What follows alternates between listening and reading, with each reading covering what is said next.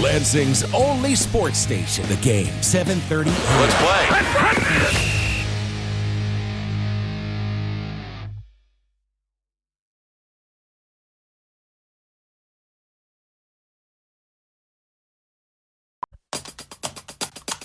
The winter postseason gets started soon. First up is action from the mats.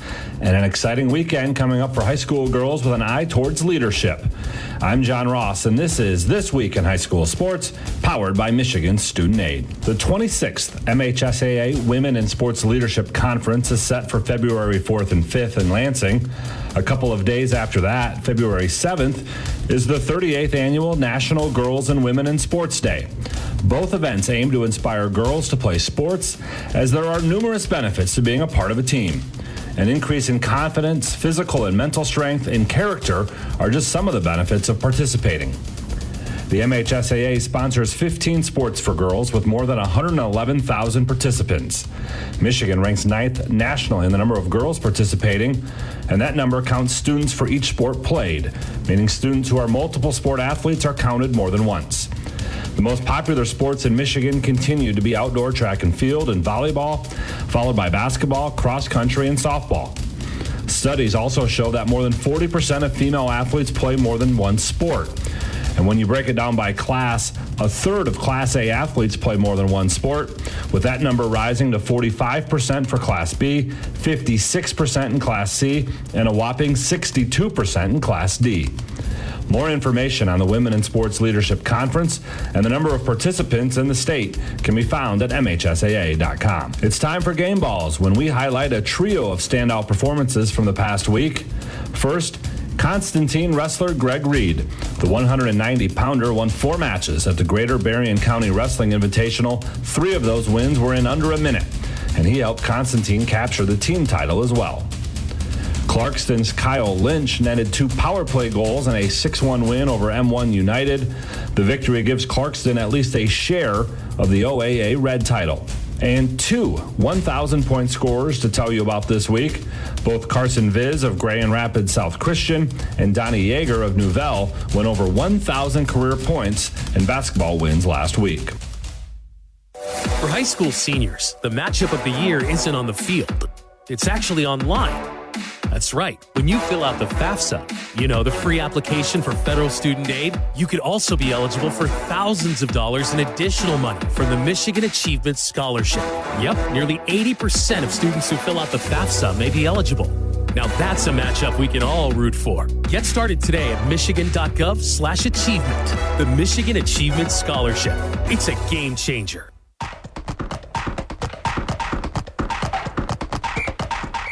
Our weekly Be the Referee feature takes a look at the fine art of officiating with registered official Paige Winnie. A wrestling duel is tied after 14 matches. What happens? How is a winner determined? There are 17 possible criteria used to break ties, starting with advancing the team penalized the fewest number of team points for flagrant misconduct or unsportsmanlike conduct. The 17th and final tiebreaker, if needed, is a simple coin flip.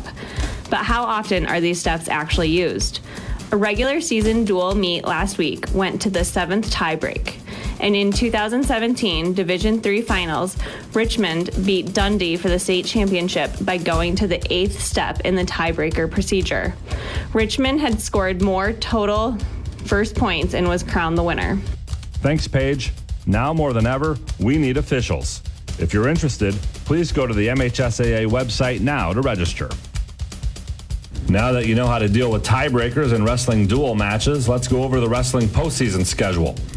Team districts start on February 7th for Divisions 1 and 3 and February 8th for Divisions 2 and 4. It's the first winter sport postseason to get started, and team regionals are Tuesday, February 14th. Individual districts will start on February 10th. Regionals for boys will be on the 17th, and the girls will wrestle regionals one day later on the 18th. Team wrestling finals will be on the 23rd and 24th at Wings Event Center in Kalamazoo.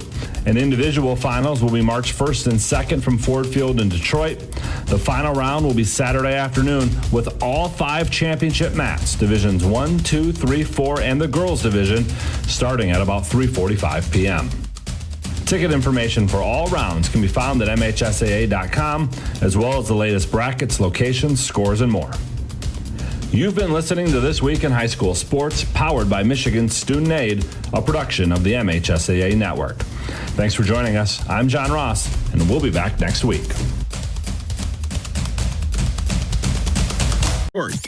The Game, 7:30 a.m. WVFN. And a pleasant, good Saturday morning to everyone listening out there. This is High School Rewind on the Game, 7:30 a.m. WVFN and the Lansing Sports Network. And we're brought to you today and always by the Lansing Sports Commission and by Jeff and Chris Metz and Dowding Industries. We'll tell you more about them in just a little bit. This is the show that recaps the week that was in boys and girls basketball. We're going to lead off with girls basketball. Big matchup in the CMAC last night. Two powers in the CMAC. We talked with Portland St. Patrick head coach Al Schraben last week, and his team got a big win at Portland High School last night, beating Fowler 45-30. This has turned into a great rivalry in the last few years in the small school range. They win it. They, meaning the Lady Shamrocks of Portland St. Pat's, 45-30. Both teams ranked in the top 10 in Division IV. They have now split their two meetings this season and looking for possibly a third meeting later on in the state tournament. St. Pat's coach Al Schraben, again, he was on this show last week. Defensively, thought stayed in front of him, didn't let him get running.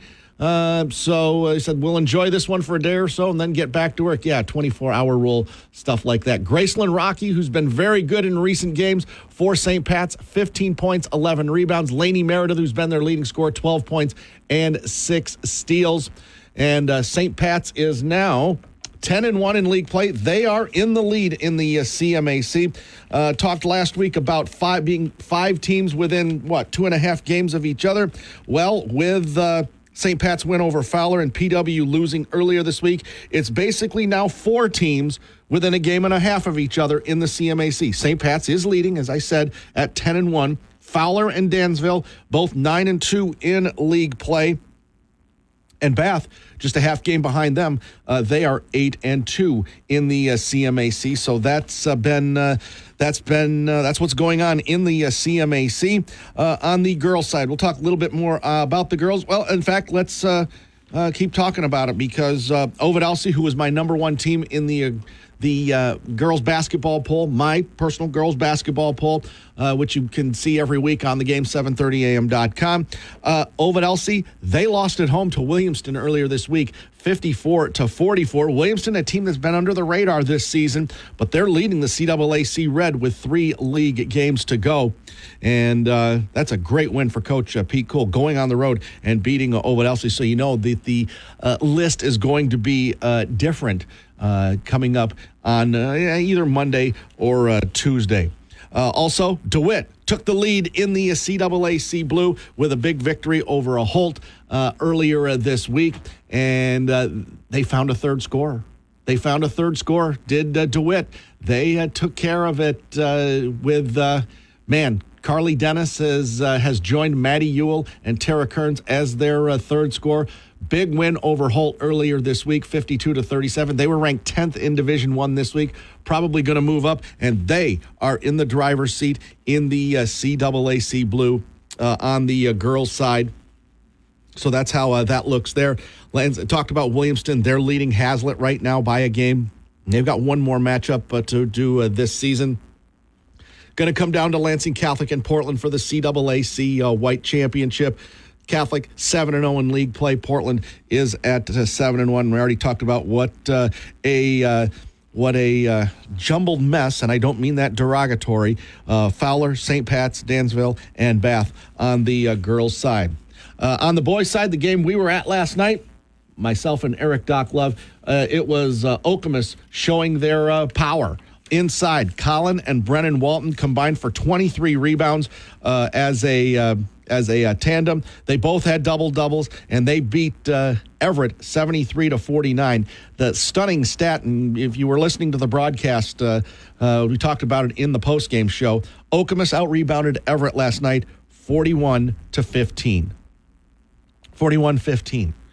That is unheard of, really, at any level of basketball. Just absolutely stunning there. And they also did very well from the free throw line. Okemos was 10 for 13. Everett, 7 for 18. Okemos hanging right in there in the CAAC blue. They are 6-1 in league play compared to East Lansing's 6-0. We have our first league champion. It is a share of a league championship, but we've got one now. Congratulations to Coach Lee Chaney and his Mason Bulldogs. They clinched a share of the league championship by beating St. John's on the road earlier this week. They were able to win it, and again, congratulations to them. Mason winning it at St. John's. Behind Kaysen Carswell, who's had a terrific season, 57-45 over St. John's. That was on the road. Yeah, Carswell broke his collarbone in the St. John's game last year, right about 365 days ago, just about. And it obviously affected them because one of their other star players, Luke Marlin, he tore a knee ligament and was near the end of the season, and he was lost for the rest of the year as well. Still fully healthy, and when they're fully healthy, they are absolutely dangerous. Congratulations to Coach Lee Chaney. They beat St. John's 57-45 to clinch a share of the league championship in the CAAC Red, and with one more league victory, and they'll be favored to get it coming up in the next week. As I look through my schedule here, they play Fowlerville at home. They'll be favored to win that game, so if they can do that, they can win the outright league championship.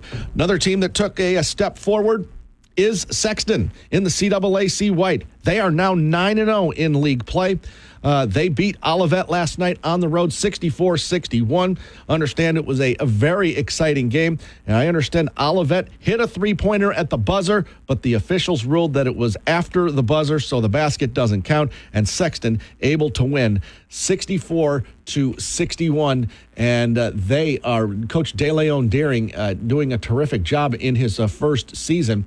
Keyshawn Somerville, just a sophomore, leading the J-Dubs with 22 points. DeQuarius Jones adding 12 as well. Bo Lincoln continuing his outstanding season and career at Olivet. He had 22 points, 5 rebounds, and 4 steals. So they're 9-0 in league play. Charlotte was a game back, but they're now 2 games back because they lost at Lansing Catholic in overtime earlier this week. So Sexton, 9-0. Charlotte, 7-2. Olivet is 6-3. So that's how that looks there. Looks like it's going to be a 2-team. Well, it's a 3-team race, really, in the CAAC Blue. East Lansing 6-0 in league play. Okemos is 6-1, and Waverly is 5-2. Okemos and Waverly will play this coming Friday night at Phil Odlum Gymnasium at Waverly. That is going to be an exciting matchup there. And in the end, the Okemos did beat Waverly earlier, or East Lansing did beat Waverly earlier in the season, 69-62, in a game you heard here on the game 7:30 a.m. WVFN. In the CMAC, well, it's Laingsburg. It's their show. They've got the lead. They've got a 2-game lead over Powama Westphalia. Laingsburg 12-0 on the season, 12-0 in league play, 15-0 overall. They beat Potterville on Thursday night, 68-51. Had a chance to see them play the other night, and they played very well. And Xander Woodruff, the All-Stater, he was an All-Stater last year, as good as advertised. 29 points, 9 rebounds, couple of blocked shots. And he's got some help now, though. Ty Randall, back from injury. Understand he got hurt during the football regular season. He was a quarterback during the football season. He ended up with 18 points and 8 rebounds. And you get those 2 guys going, they're going to be dangerous for anybody.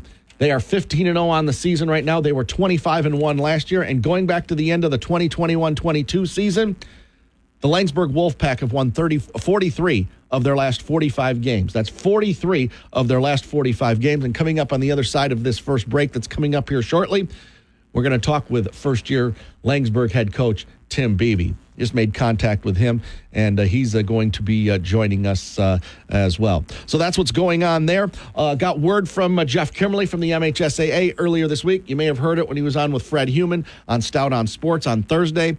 The district pairings for the boys will be made public. They'll get together on February 11th, Super Bowl Sunday, and they'll be made public, I believe, either the day after that or on February 13th. It's going to be just like literally next week. in just over a week that the boys district pairings are going to be announced. And then the following week is when the girls basketball pairings are announced. Remember, the boys state tournament starts early this year. It starts on February 26th. And then the girls state tournament will begin the Monday after that. It is seeded. It has been seeded the last few years. A lot of schools had wanted to see it happen, at least seed the first two teams to make it so where it's, in theory, you have the two best teams in the district play for a district title. A lot of people did not like it when it was a blind draw, and you would have years where it was the two best teams playing on opening night. I mean, it would be exciting for the fans, but maybe not the best thing for the district and for the schools that, hey, we had a great season, and now we got to play this really, really good team on opening night. Not fair. I heard it a lot from a lot of schools and parents. It's not fair. It's not right. And, they have changed it, and I think it's worked out okay. Doing the seeded in the districts. I have no problem with that because this is basketball, and upsets happen. You just never know what can happen in sports. So congratulations to Mason boys basketball for clinching a share of the CAAC Red title. And, we've only got one undefeated team left in boys or girls basketball. Nobody left on the girls' side. The team with the best record on the girls' side, well, that's Portland. They're 12-1 on the season, but their only loss was to Lansing Catholic, and they got beat by 20-plus points earlier in January. That matchup, they will play Game 2 coming up at Portland later on this month, and that will decide the CAAC Red title. So that's the team with the best record on the girls' side, and yet in second place in the CAAC White. On the boys' side, it's Laingsburg. They're 15-0 overall. They are 12-0 in the CMAC. And coming up after this break, we're going to talk with their first-year head coach, Tim Beebe. He joins us next on High School Rewind on the game 7:30 a.m. WVFN and the Lansing Sports Network. WVFN.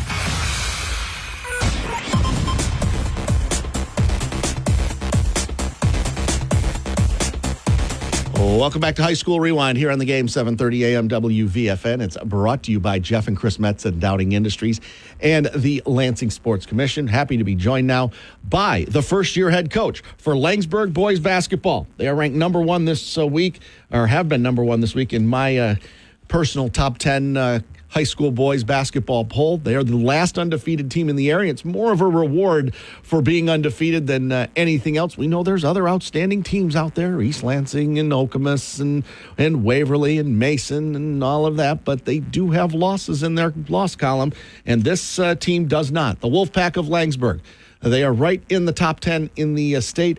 Statewide in the Associated Press poll, and their first-year head coach, Tim Beebe, is now joining me on High School Rewind. Good morning, Coach. Good morning.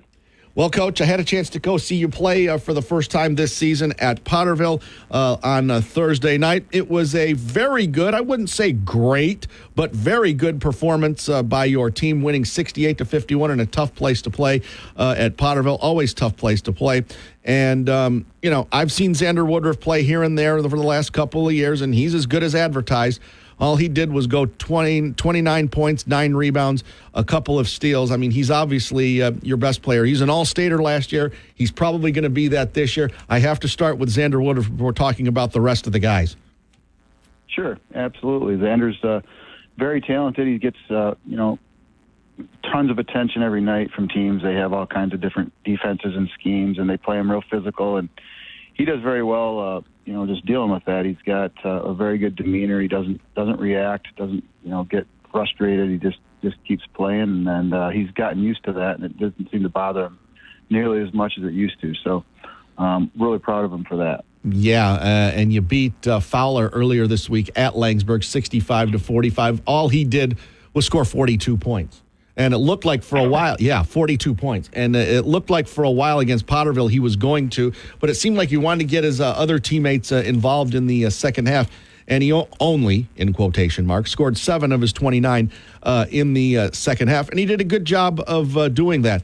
And you got to be absolutely ecstatic. You've got the team's quarterback during the football season, Ty Randall, back from injury, because he made a difference too. 18 points, 8 rebounds against Potterville. Yeah, Ty's really starting to, come on here. He's getting in shape, and he actually didn't even play football. He was out from, he had his surgery in July. So he did. Oh, so he just came back. He was first team all conference player of the year as a junior on the football team. So, he's an amazing athlete. He's really strong. Shoots the ball extremely well. And he's kind of an odd point guard, but we play him there because he's just got good court vision, and he gets others the ball in the right places, and he just sees the floor well. So Ty's he's definitely made a big difference. And when teams try to focus too much on Xander, he's I think he's had double figures every game last 4 or so. So he's been playing really well for us. We're lucky to have him. Tim Beebe, the first-year head coach for the Laingsburg Wolfpack. They have won, and I've been following along, going back to the end of the 2021-22 season. Laingsburg has won 43 of their last 45 games. They're 15-0 right now. They were 25-1 last year. They were undefeated until the quarterfinals, and they won 3 of their last 4 games last year before losing in the districts. 43 out of the 45 wins. That's impressive to say the least. Did you know that before I told you that, or had somebody been keeping track of that for you? I kind of knew last year. I didn't know how the season before that. I wasn't on the staff 2 years ago, so I didn't know how that season, ended up. I know they lost in districts, but I didn't know how many they'd won in the regular season. But I did know that last year, we'd won 21 regular season games in a row, and then this year, 15. So that number's at 36 for regular season wins. Yeah. And then if you add the other 3 from the year before, if you're trying to make the streak longer. But these seniors have had a pretty good run. I mean, we were talking, Rob Port and I, my assistant, we were talking last night, and these seniors, minus Xander and Ty, who were up as sophomores, but just counting the last 2 years, they were. I think their record is 40-1 their last 2 seasons. So the senior class has had a heck of a run so far, and hoping to continue it obviously the rest of this year. Yeah, absolutely. You just mentioned your assistant, Rob Port. He's the former head coach at Hazlitt. He's been an assistant in football, and of course his son Zach is a very prominent referee in the Lansing area as far as basketball goes. What kind of a difference has Coach Port made on your staff this season? Well, he and I have worked together, for years. I was his assistant at Hazlitt, or his JV coach, and then he was my assistant when I coached the Perry girls. And so, he just brings a lot of passion, a lot of energy. I think the kids love his energy. And we share a lot of the scouting duties and practice planning. We just, it's kind of a two-headed monster, really, for both of us. And so, he's been very helpful. He has lots of good ideas, and the biggest thing with Rob is how he interacts and relates with kids. He builds rapport with them, and that's one thing both of us try to do a really good job of, is just getting to know our kids. And they play hard for you when they trust you and they know that you have their best interest at heart. So he's very good with that as well. So that's been a great addition. Absolutely. Yeah, talking with Tim Beebe, the first-year head coach for Laingsburg. Before we talk about more on your team and some of the other guys on the team, we talked about Xander Woodruff, justifiably so, and now Ty Randall's back, and he's playing well again. But you took over the team at varsity not too much before fall practice began in November. The timing of you taking over was kind of weird, but you kind of made it work out, taking over for the previous coach, Daniel Morrill, who'd done such a good job. Yeah, Daniel, he's a great friend of mine. He still helps me a lot. He does a lot of behind the scenes things. He watches film, gives me ideas, and he's made the transition really easy for me. And he's just a great guy. And he just felt overwhelmed. He had a lot of things going, and just didn't feel like he could give the time that the kids needed. So he stepped down, and then I was actually going to step away as well. And he urged me to put my name in, and I figured, I know these kids, and I figured if I could get a staff together, then I would do it. So it was kind of a last minute thing, and we were behind the gun a little bit, just trying to get things organized and figure out our philosophies and stuff. So then, of course, we had Ty didn't play the first couple games of the season because he was coming back from his injury, and then we had the kid break his nose in the first 2 minutes of the Hazlitt game, and so he was out for a couple weeks, and then we have Elliot Wilsey, who's also a senior, who's just come back from a torn ACL that he suffered in the summer. Oh. And so we're finally getting back to full strength. And so, yeah, the beginning was a little bit unconventional, but we made it work. The kids did a good job of just kind of rolling with it, and I feel like now we're finally finding our stride.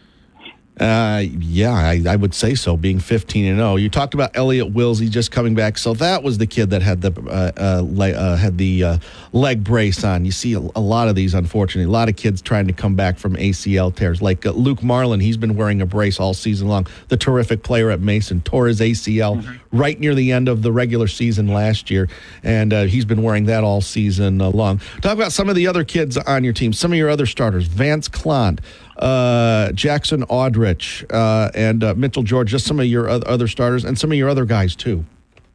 Yeah, and I'll say Vance. Vance is kind of filled in because Cameron Ballard was in a boot. He hurt his foot in the previous game against Fowler, so we've got him out just kind of just to make sure that doesn't turn into something worse. And okay. Cameron is a real good shooter. He plays point guard for us. He's second on our team in 3-point field goals made, and so, obviously he's made a big difference. He's a good defender.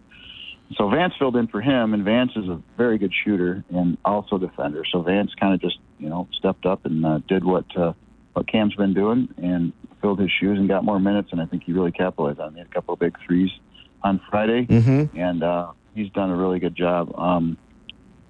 So that's one guy. And then Jackson Aldrich is kind of the unsung hero of our team. He has a motor that never stops. The guy is he'll do anything for you. He does all the dirty work. He doesn't care about, how many points he scores. He leads us in rebounds. We can put him on the other team's, best post player, and he's very physical and runs the floor. And so Jackson doesn't get as much credit in the media, but without him, we wouldn't be where we are. So, he's a great kid and brings a ton of energy to our team. And then Mitchell George is a junior. He didn't play, varsity last year. He's really stepped in. He's the one who broke his nose in the first 2 minutes against Hazlitt, and came back after that. And he's been just rebounding really well for us. Runs the floor, plays good defense, and he's been in double figures a few times this year. And really been coming on, and it's nice to see him as a junior step right in there. So those are some of the guys, but we have a deep bench. We've got other guys that don't play as much as they would probably on other teams, and that's the hardest thing, is kind of making sure those guys realize that, you still are really important to us and you have a role, and you could be a starter at most teams on our schedule. But they've bought into that, and they just contribute what they can, and it's been fun to watch them accept that, that role. I noticed on the warm-up shirts before the games, on the back it says Tuebor on the back. Now, I didn't take Latin when I was in high school. I took French, which was probably a mistake. I probably should have taken Spanish, much more practical, and I'd be able to use it more today with, so many people, speaking Spanish or other languages. But in Latin, in English, Tuebor is Latin for I will defend. You see that on the state of Michigan flag, Tuebor. That's what it means, I will defend. Is that by design, or is that to get your kids the mindset, hey, I will defend, play defense? Yeah, we, I had that when I was coaching the girls at Hazlitt, and I took that to Perry, and, it kind of popped up. We wanted to order some more shooter shirts this year, and I said, let's throw that on the back of there. Being a history teacher, I knew what that meant, and I just kind of liked it. And the kids liked it. They bought into it. So we threw it on there, and, we just say, like, when you wear that shirt, you better, because that's one thing we've really worked on as a team, is getting better defensively. And that's been kind of our focus. We know we can score the ball. And so we've been trying to tighten up on defense. And I think that has a little bit, to take a little bit of pride in that. And, it's been fun. And by the way, I didn't take Latin in high school either. So my sister did, but even I know Tuebor means I will defend.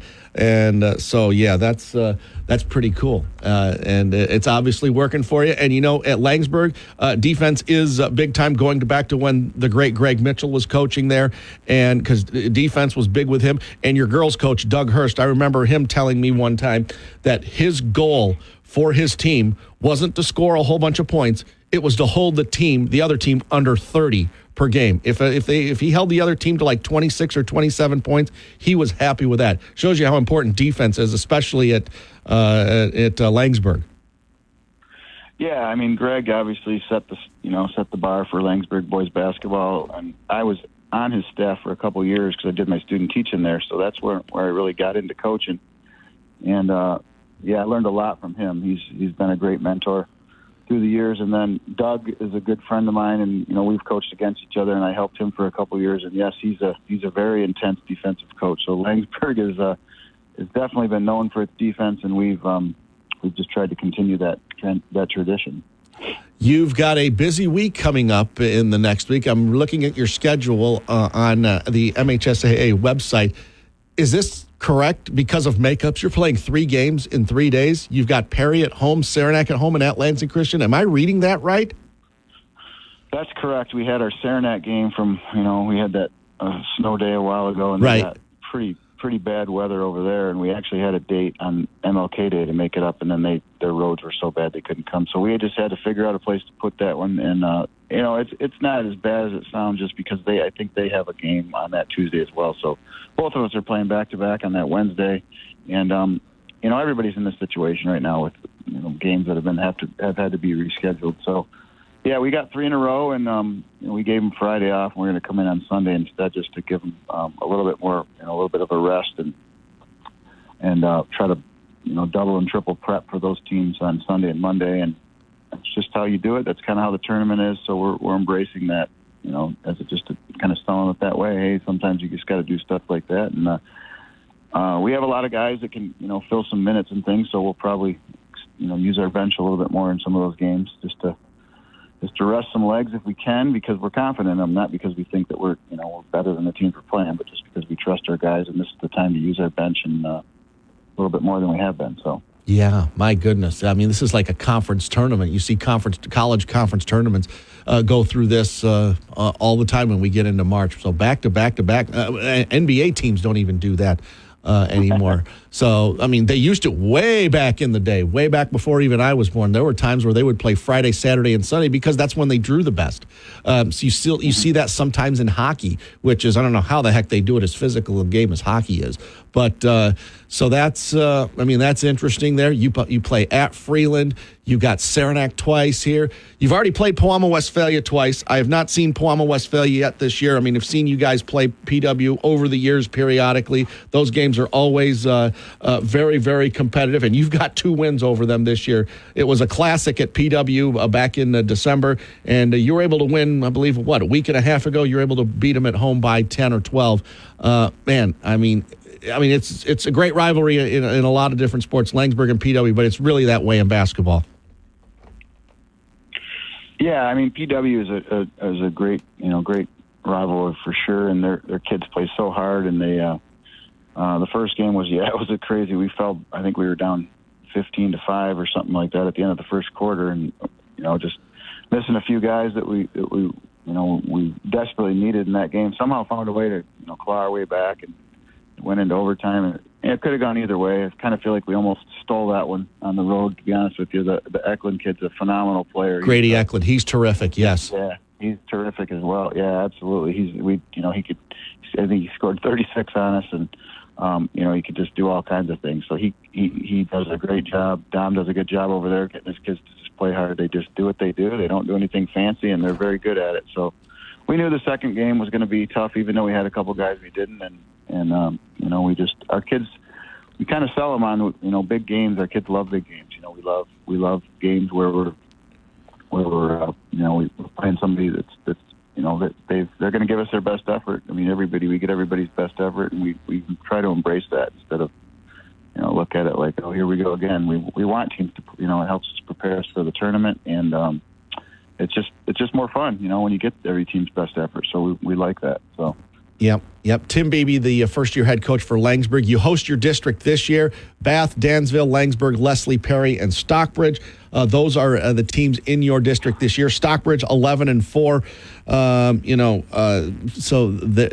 There's that. Perry, first-year team in the CMAC. They're 9-7. So even though you're going to be favored to win that district, it's going to be competitive.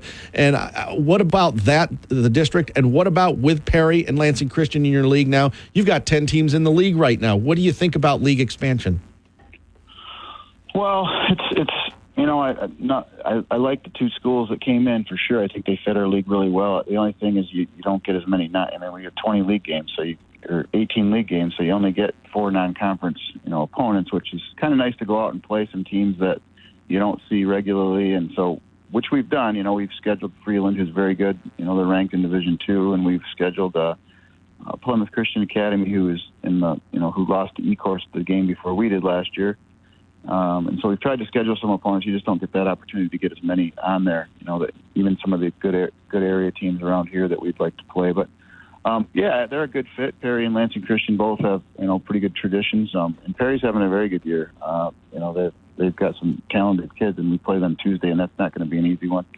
And so the district's tough. I mean, you got Stockbridge. We've watched some film on them. They're very good. And then one team that you mentioned, but is Dansville's really playing well. We beat them pretty handily the first game, but it looks like they figured quite a few things out over there, and we got to play them the second to last game of the season. So we got our hands full with them. They've keep an eye on them. They're playing very well. They're blowing some teams out, and they're beating some other good teams. So it's not going to be easy. It'd be interesting to see how the seedings and the bracket shakes out when they get that figured out. So. That'll be coming up in the next week or so. Perry 10-5 on the season. Dansville 9-7. Laingsburg rather. First year head coach Timothy Beebe joining me on High School Rewind. Coach, thanks so much for coming on. Congratulations so far. Best of luck the rest of the way. We'll be watching.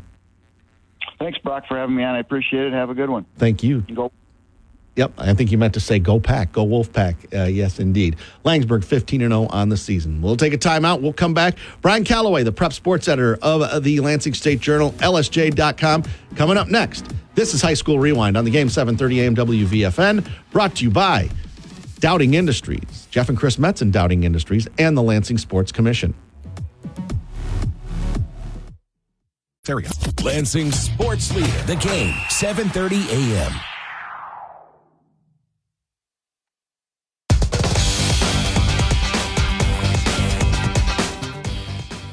Joining us once again on the show, High School Rewind, here on the game, 730 AM WVFN, the prep sports editor of the Lansing State Journal, LSJ.com. He is Brian Calloway. And Brian, big game of the night was really on the girls' side, and it was Portland St. Pat's getting revenge, I guess, in quotation marks, on Fowler, who had given them their only league loss earlier in the season. Big win for Coach Al Schraben and the St. Pat's girls. They're right there at the top of the CMAC at this point with a 10-1 league record.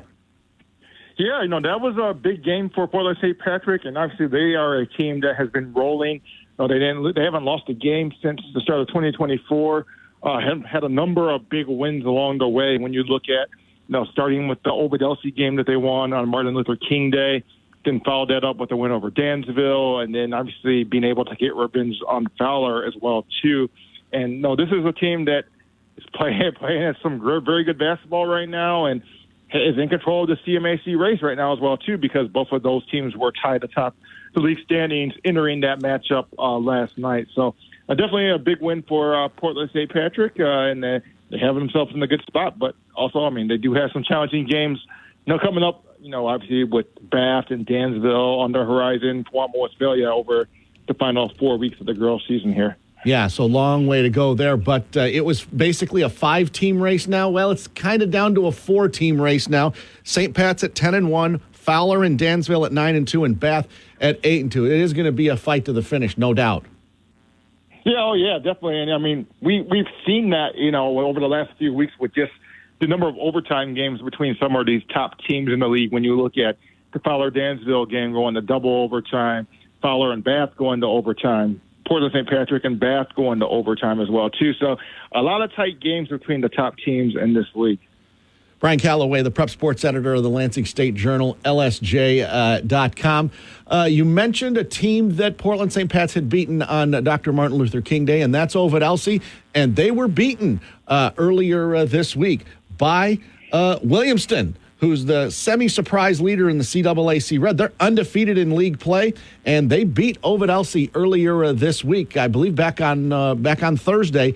Williamston able to win on the road at Ovid-Elsie, 44-34. Great win for Williamston. Williamston's kind of team that's been under the radar so far this season. Yeah, I would definitely agree with that, just based on what they've done. They had a tight win over Hazlitt at home in league play, just to kind of take control of the CAAC Red race. And then if you look, I'll look at their resume. I mean, they've got some other pretty decent wins when you look at, knocking off Holt, which was tied atop the CAAC Blue standings until falling to DeWitt earlier this week as well, too. So that's a pretty good win. I mean, really the only outlier for them is, them losing, getting blown out by Lansing Catholic. But Lansing Catholic has shown the ability to blow out pretty much everybody in this area that they faced this year. But outside of that, I mean, they played DeWitt, and that game wasn't like, I think it was maybe a 10 or 12-point game between those teams as well, too. But, yeah, Williamson is definitely a team that, has been a little bit under the radar, but is, having a pretty strong season. All they got to do is beat Hazlitt one more time, and the CAAC Red is theirs.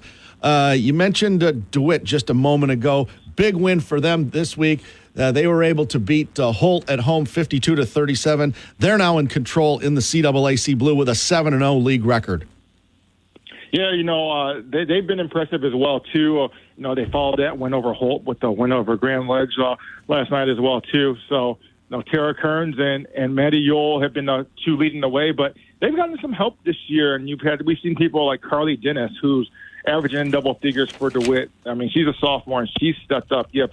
Sophia Balan, I mean, she's, been done some big things for them as well, too. So it hasn't been just Maddie Yule and Tara Kearns, the talented juniors that have led the way for DeWitt. Yeah, found a third score, and they are right there in the CAAC Blue. Okay, moving over to the boys' side, the game that we saw last night at Irvin Johnson Gymnasium, it was Okemos using their height and using their power, inside power, to beat Everett 73-49. But the glaring stat that Eric and I put together, I mean, and it's glaring.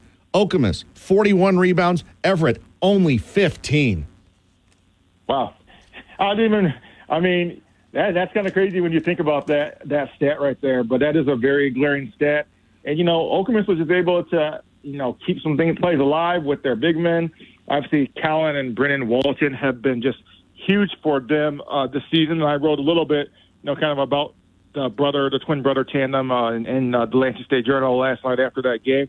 But, yeah, they've been big. And then, they've got some guys, other guys that stepped up and were really key in the start that Okemos got off to as well, too, when you have Brandon Pruitt and Callan Alexander both knocking down some shots from outside early on to key that 18-2 run that they started the game on, which included 13 unanswered to start the game as well, too. So it isn't just Callan and Brendan Walton. I mean, they've got some other pieces as well, too, that are getting it done for them and keeping them right in the thick of the CAAC Blue boys race. Yeah, they got to play at Waverly coming up next week. That should be a big one. Congratulations to Mason. They clinch a share of the CAAC Red title. They won at St. John's earlier this week, going back to the place where Kason Carswell got hurt, broke his collarbone near the end of the regular season, which put him out for the rest of the year, and it affected Mason in the state tournament. Very nice win for them. They got to be very happy with at least a share of the title, and with one more victory, the CAAC Red is all theirs. Yeah, no doubt, from being at that game and talking to Coach Lee Cheney, afterwards. I mean, he kind of talked about the emotions last year where, there was guys with tears in their eyes and just kind of the mood was a lot different, when because they clinched a share of the CAAC Red at St. John's on February 3rd last year as well, too. But obviously that game ended early after the Carswell injury and just the mood was a lot different. So it was nice for them on Thursday to be able to celebrate in that locker room at St. John's after doing something that hasn't been done in 61 years by, capturing consecutive league championships. Yep, and again, with one more victory, it'll be all theirs to themselves outright. Brian Calloway, prep sports editor of the Lansing State Journal, LSJ.com. Had a chance to go see Laingsburg earlier this week on Thursday. Saw them defeat Potterville 68-51. And man, I've seen Xander Woodruff for a few times over the last couple of years, and man, he's outstanding. 29 points, 9 rebounds. He had a couple of blocks against Potterville, but he's got a running mate now who was hurt earlier in the season. Ty Randall got hurt during football season, just getting back recently. All he did, 18 points, 8 rebounds against Potterville. Those two guys are pretty good now, and they're just, rounding into form. They played very well against Potterville on the road, and look at their streak now. Going back to the end of the 2021-22, or the 21-22 season, the 2021-22 season, they have won 43 of their last 45 games. They're 43-2. Yeah, it's impressive. And what I'm impressed with about is Xander Woodruff, and kind of from talking to Coach Tim Beebe earlier in the week for a piece I was doing on Xander.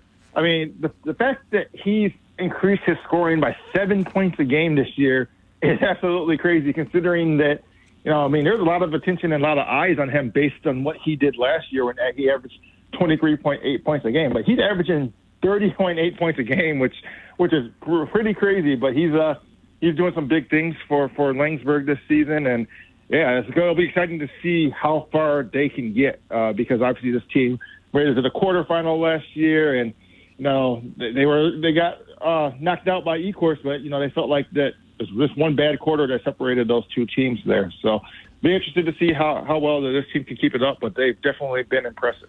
Big road win for Sexton over Olivet last night, 64-61. Olivet hit a three that was ruled after the buzzer, so Sexton's able to win 64-61 on the road. And now with the Charlotte's loss earlier this week, they got beat at Lansing Catholic in overtime. Sexton's in the driver's seat in the CAAC White with a 9-0 league record. Yeah, that they got some help, and then obviously being able to get that win over Olivet, which Olivet was in third place entering play. Actually, they were tied for second, actually entering play last night. That's right. I mean, that was big.